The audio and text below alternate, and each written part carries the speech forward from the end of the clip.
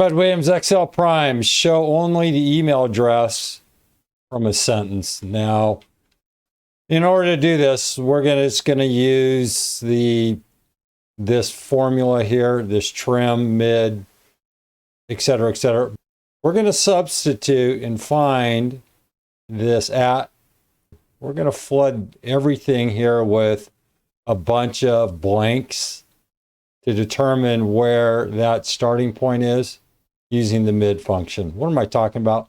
You can extract a word containing specific text using a formula based on trim, left, substitute, mid, max, and repeat.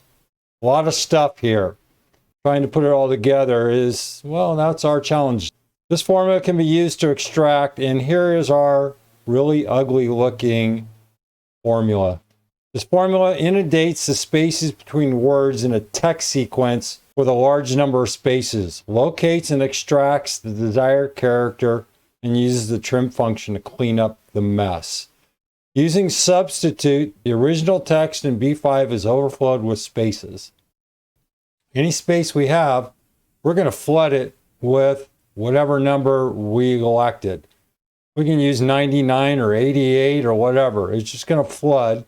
This substitution replaces every space with, well, in this case, 88 spaces.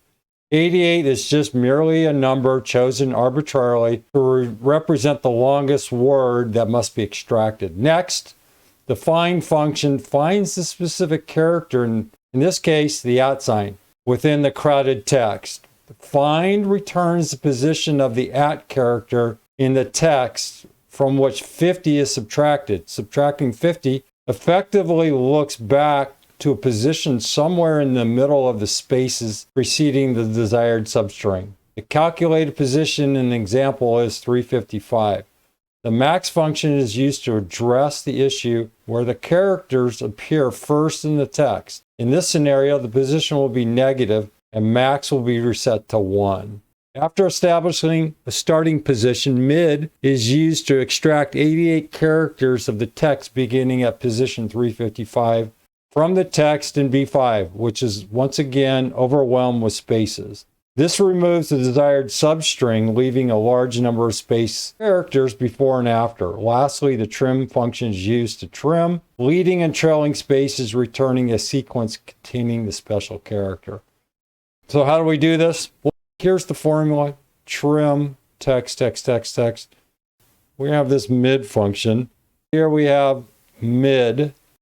That's our goal, is we need a starting point. So our text is going to be ultimately this email address.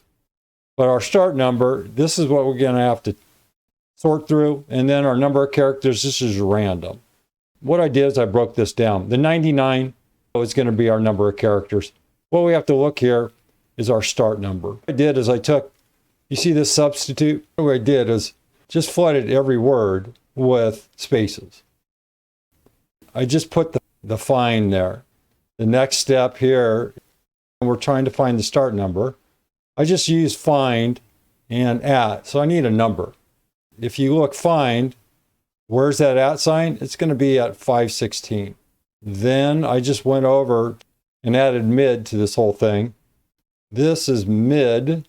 All I did was subtract 50 from this number, 466. What do we have? If we look at this formula, we have trim, mid, text, then start number. The start number is going to be 466. What are we going to do? We're going to keep 99 characters. 99. And hopefully of those 99, they'll include this email address. Now, before we do that, we've got to look at the text. We have this text here. We're looking for text. Here's our text. Substitute.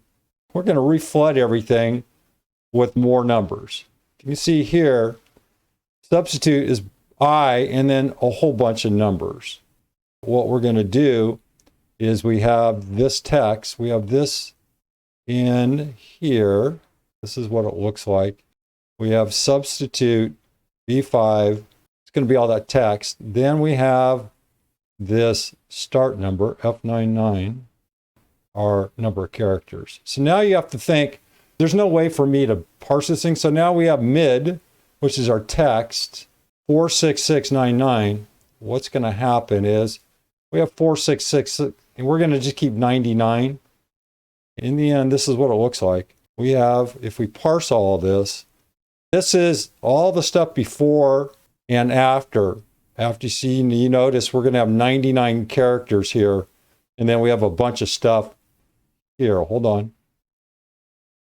Here, the text is 1037, 1037.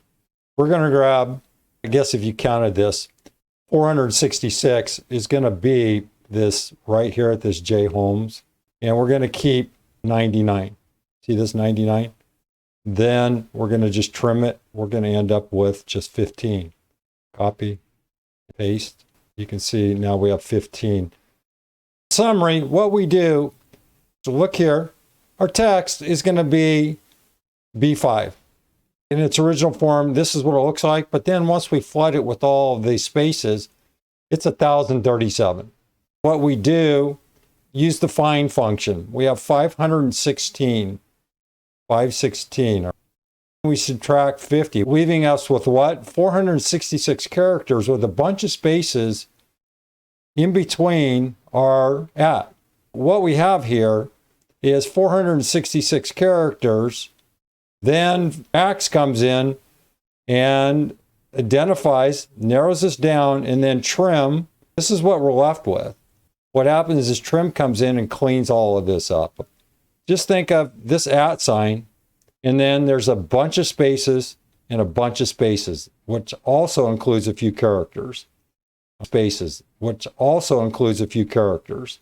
This is all about the centralized character at, and then saving everything but the spaces. That's what the trim function does. Work it out. A lot of moving parts here. Brad Williams, XL Prime. Thanks for watching.